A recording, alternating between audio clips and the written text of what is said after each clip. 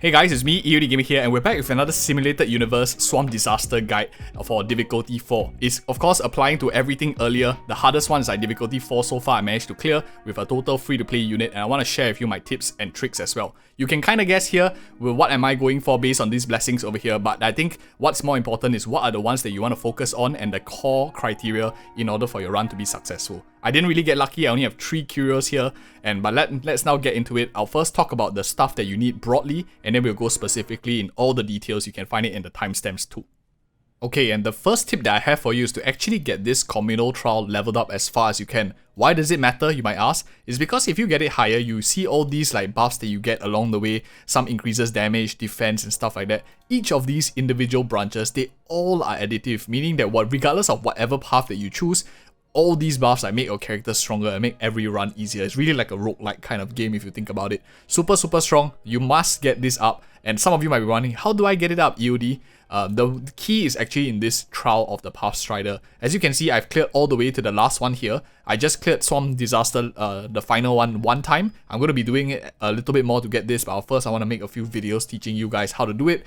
But first things first, if you guys are really confused at all of this, because I took like 20 hours plus to grind through and bash through all of this, some of them I actually made mistakes. You can actually clear a lot of them together with each other. If you guys want to like see all nodes, I talk about each and every single one of these nodes and what they do, what are the requirements and my tips and tricks on them. Check it out in the other video. It's called How to Unlock the Path of Propagation. I teach a lot of these tips there as well. But specifically for this video, rather you want to get these nodes cleared because it gives you that buffs. So you see all of these like +2, +3, and each of them has their own individual benefits, which we will see also. And together they add up to this thing, which makes it a lot easier. Every subsequent run is super easy. I will do this like first if you can. But now let's go into the part that is probably more important, which is of course what blessings they are exactly picked for difficulty 4. I'll be talking about all of them as well as my builds and what are some things very useful to consider. To check out the timestamps below. Towards the end of the video, we also have the combat showcase too. Anyways, let's jump into it. So the first thing that some of you might be asking is what is the path to choose, and my choice of path is the path of preservation, a very balanced path that has both offense and defense together in the same kit. And in Swamp Disaster, there are a bit of changes. I will talk about them in a bit. But here, the main thing that we want to focus on is this Ember ability. If you look at this Ember, whenever you receive excess damage, that excess damage is nullified. This is insanely good because you know that when the bosses do that like spinny dash at you and it's like almost a one-shot. So you want to resist that. And if you can resist that, your DPSs can come into action. You don't really care too much about being one-shotted already. Huge difference. I highly recommend preservation for especially any of you who are just starting out. I auto battle with my main team on difficulty 4, but this is a free-to-play guide. I'm using free-to-play characters to clear. I'll talk about their builds and stuff in a little bit, but let's talk first about the very core, because you can, with this knowledge, you can really plug and play anything as long as you fulfill the right criteria. So that's the first thing. The path of preservation is the main one that we are selecting. The more the merrier, but there are a few key things that you want to focus on, and the first thing, of course, I have about 34 buffs here. Why is the path of preservation also very good? Is you get these things called like cornerstones. When you go into like the boss domain, you actually get to choose like one blessing per cornerstone that you have of different typing. For those of you who want like the long-winded the reading, you can just read here. Basically, it gives you not only additional shield, but also you get this like additional cornerstone and this blessing. So it's very consistently, you can like chalk up a lot of this. So it's not as if I had damn good RNG or something. It's just that I use the path of preservation. A lot of you will have a lot of consistency with this run as well. So now that we have talked a bit about the overview, what makes this path so good and what are some blessings I always look out for? What makes this path so good is its synergies with the path of remembrance. Not only do you have survived that one shot, but you also have remembrance doing a really shit ton of damage, and the reason for that is this disassociation. When the enemy is frozen and then you inflict this dissociation on them, they take 30% of the max HP damage. You will see in the video towards the end, you will see the huge chunk down. That is all dissociation damage. Very strong. For now at difficulty 4, I think it's more or less okay, but once you go higher, the chance of this landing is much lower. The enemies have a high chance to resist it as well. So we will tweak our strategy in the final one, but I'll do a video on that in a little bit once, of course, I progress in terms of the path and etc. So dissociation, very important. I think these three are super key. Like when you break enemy weakness, drop dissociation. This is okay, but this one is the one that you want. When attacking frozen enemies, 100% base chance to inflict dissociation for 1 turn. This is super solid. This one is also super solid when you attack 5 types, 150% base chance to become frozen. I always enhance this because you want this base chance to be as high as you can, and that is multiplied by effect hit rate, which allows you to land the frozen much more predictably. If you don't freeze, you don't get dissociation, so this is like super core. And when you freeze the enemies, you also kind of control them so they don't get powered up to do even more damage if you drag the game on for too long. This is where most of the damage usually will come from. Very solid in my opinion. But of course you need preservation at high enough to unlock as much as you can of the resonance formation, because they also do quite a bit of good there too. So other than that, let me just do a real quick summary. I won't go into depth on all of this. I'll do it in my full video when we talk about the final difficulty, the torturous one. But mainly what I'm looking for is like this one, these two are like super important. And last but not least, there's one more here. Let me just scroll down real quick. This one here. So after you use it out, there's a 70% base chance to apply ice weakness to a random enemy. If you enhance this, it becomes like 70% to apply ice weakness to an enemy without ice weakness. So this adds in like more reliability in your runs to apply dissociation, which I like as well. The rest of them, okay, you can get in very good. Otherwise, I wouldn't be so stressed about it. Weakness break efficiency here, I think the Nihility is definitely a solid pickup if you can find it. This is of course the run that I exactly used to clear it free to play, so I'm just talking about what was very useful here. Other than that, DOT here is nice. If you're running with any DOT, get some energy restoration. The rest of them is okay to have, just does a little bit more damage on the side. Here I just take anything that reduces damage. Anything that reduces damage or synergizes with these two, the dissociation for DPS and quick for DPS, I tend to take those.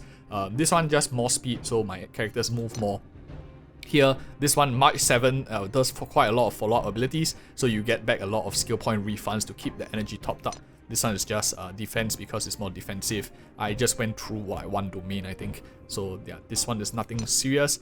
For the path of preservation, the key ones to look for, out of like the 3 paths here, the one that's least important is this one, because you won't really be relying on that burst from the resonance. If you have it, it's nice, but in order for you to get all 3 plus the perfect combo is really very tough. So I would say this is the lowest like priority. I prefer focusing on like these two. These are much more better. This is like the most important one, where you have this Ember that prevents that overkill. This one just regenerates faster. These two are nice to have, not very essential. These are the interplays that are specific to the Swarm Disaster. So that's about it for the everything else. Let's talk about blessings real quick. When your character launches an attack, quick damage, this is like super good. Quick damage is always super good. So it is when you attack, this is when you get hit, you do a lot of damage. If you see in the video later on, a lot of you can deal like 30k damage or 10k damage when the enemy hits you and you hit the enemy. It spreads out in an AoE if you can get the one that hits to AoE, this one here. So if you get like quite a lot of this quick, it does add up quite a good additional damage, but I wouldn't say it's like super critical. The one that's important is like this one here, because it gains a special shield that it can stack off. So if you like put March 7 shield, it doubles up in value, equal in value unenhanced. If you enhance it, it becomes like 130%. Very strong because the shield also regenerates. More shielding coupled with the fact that you have the emergency Ember means that your characters won't really die. You can even auto battle if you are playing with like 5-star characters that are much more solid as well instead of this free to play team comp. So other than that, let's just talk about it. I think the one that I always look at for enhancing will be these two ones here. These are 1-star, but they give ton of value. So this one is a 8% defense per preservation blessing. This 9 times, this means that this is like a 72% defense. If you have the base version, it's like 6 and 6 I think. So 6 times 6 like 36 versus like 8 times 9, this is like double, so like 72%. If I'm not wrong, if my maths haven't failed me, and this is like currently late at night. So but yeah, I do think it's a lot of benefits if you have like 6 times 6 compared to 8 times 9. Tons of value for last 100 credits. This one, shielded characters take less damage, is an 8% increase. I think it's like 16% to 24. Again, tons of value for 10%. Combined together, if you use like Fire MC's damage reduction, you really take no damage at all. Your shields are up pretty much most of the time unless the turn counters expire. Super solid if any of you are struggling with the harder content as well. Other than that, not much else are super important. It's nice to have if you can get it, but even the dispelling one, you have March 7 to do the dispel. If you can get these, I think are pretty good already. Okay, now let's talk about character builds. Out of all the 4 characters, the one that I really love the most and I even use in my main team to clear auto battle in the final, difficulty 5, is March 7. March 7 offers a lot, really strong. How I build her is I generally, I have her quite well built with more defensive stats, as you can see here, 3.4k HP but quite a sufficient amount of 2.5k. I like Landau's choice for damage reduction on her. Doesn't really matter too much in this stage. In fact, I think running day 1 of my new life possibly could be good also, but use whatever. It doesn't matter as significant in the simulated universe Swarm Disaster because of the stacking buffs that you got initially as well. So these are my stats. I'm running her currently. In terms of traces, I have her like that. And relics, I'm running a 2-piece Broken Kill, 2-piece Guard of Withering Stone, 2-piece Knight of Purity Palace. So that is like the key for her. I think the Eidolon that matters the most for this character would be her E4, which gives her 1 more charge for her counter ability. So from 2 counter charges becomes 3 counter charges every of her turn. Very important. My favorite character because she also freezes, so she helps you kick in that dissociation buff that we are planning to play on, shielding for preservation. Very good unit. The next character that is also pretty good is Fire MC. Fire MC offers a lot of shielding, offers a lot of damage reduction for the entire team and aggro drawing to herself, sometimes also being a pretty good breaker, especially if the enemy has Ice Rest. At least you counter that with maybe a bit of fire to break them as well. A lot of the earlier Balabok mobs have that kind of weakness. Mine is a bit more of a bruiser. Fire MC, you can play her whatever you like. It's not very critical. This character, I have her only at 3.9k HP with 2.8k defense. Very under invested. I have her at 3444 with like barely any nodes open, so very poor invested Fire MC. I'm running her even at an E2 because I didn't grind off the remaining. I really should, but yeah, you don't have to even. I'm running a 2-piece Balabok, 4-piece Guard of Withering Stone. Not really very critical in my opinion. The stats is just a triple defensive lineup. Natasha's the one that rounds up the last one. For the light code here, I'm running a post-op conversation, level 70 out 70, not even maxed out. Her traces here, I didn't even open these 2 nodes. Quite mediocre investment. Not super significant. I'm running a 2-piece Broken Kill, HP outgoing healing. Quite straightforward so far. Last but not least, my DPS of choice is Serval. Why Serval is because she adds in a little bit of shock. She does a bit of AoE damage, which the boss really requires, and she has a very good uptime on her burst. For those of you who don't know, her burst cost is actually very low for a DPS, 100 burst cost, and she has a lot of ability to funnel, like a lot of her stuff gives her additional regen. Having a good burst available means that the moment you freeze, you can immediately use Serval's burst to get that dissociation before the enemy takes their turn. Very useful. I found Serval quite useful, especially if her AoE damage ability works very nicely with the strategy out of all of the characters. Some people do say that you can maybe use Tincture. I think Tincture drinks quite a bit of skill points, a bit more brains to use. For me, I think Serval is very solid. Really good character. Always like this character and still do. And highly recommend. I'm using a free-to-play light code, Seriousness of Breakfast, super in position 5. My traces here are decently leveled. I didn't take like the remainder here, which are not, I think, super critical for DPS. She's mainly filled as a main DPS of the team, and to proc like some DOT on the side and whatnot. In terms of relics, I'm running my B tier gear, 2-piece Thief, 2-piece Musketeer, and 2-piece Rutilant. Whatever I got that my main team is not using, I have her at 69, 177. Not really the best gear, is my secondary gear.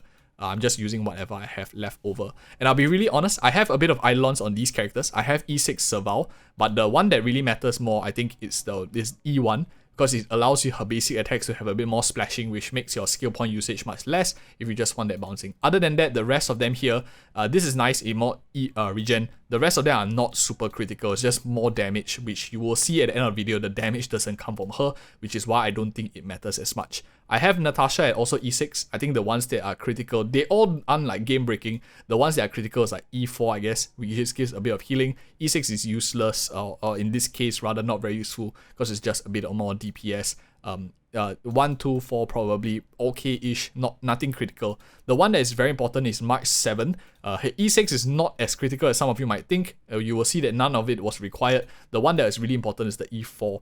Even without it, it's just going to be a bit slower, but you can see at the end it was more or less a stomp, very easy destruction of the enemies in the final part as well. So that's pretty much for my build. Who else can you run in place of these characters if you don't want? I think an AoE DPS, if you have Kafka, I really like Kafka in place of Serval. You can do a lot of DOT with the comp as well. If you don't want to play Natasha, Luota fits in very nicely if you have him.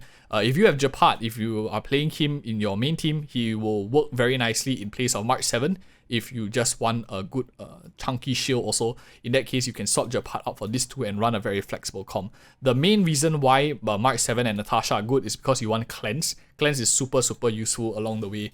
Fire MC here is just like taunting, but really if you have a good enough comp of like Mark 7 tanking herself, if you're well built, probably don't really need Fire MC. I use personally Mark 7 Luota together as a 2-man team with some other 5-star DPSs. I'll talk about it in my Simulated Universe 5 clear.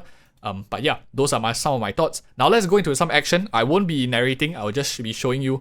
You guys can watch and skip the parts as you want, but enjoy the clip. And thank you so much for watching, and check out the other video, the video on propagation, how to unlock power propagation. I think it's super important that you guys don't make the mistake and spend 20 hours grinding that thing. I speed it up so much faster for you by giving you my tips and tricks. Anyway, enjoy the rest of the video. See you in the next video.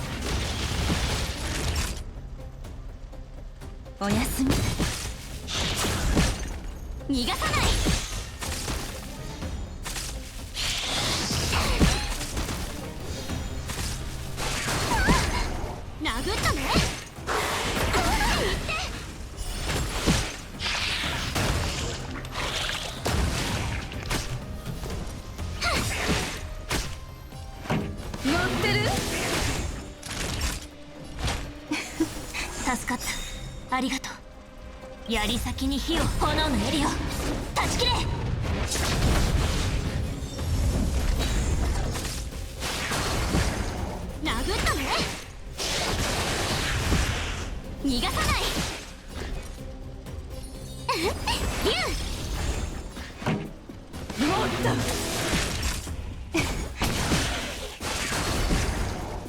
たね。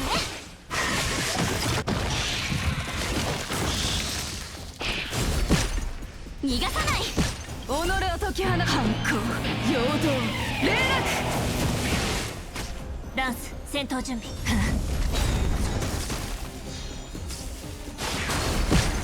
殴ったね。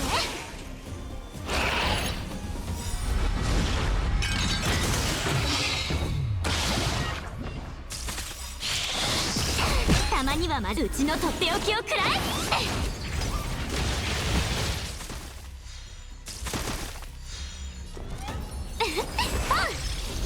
槍先に火を、炎の槍を断ち切れ。盛り上がってるじゃん。乗ってる。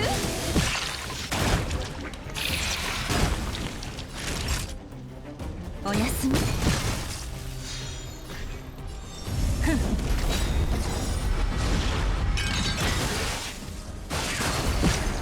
逃がさない。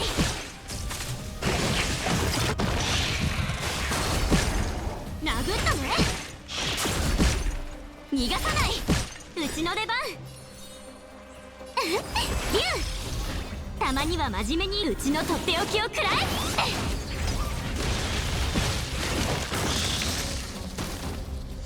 この曲をあんたに。もっと反抗、陽動、連絡。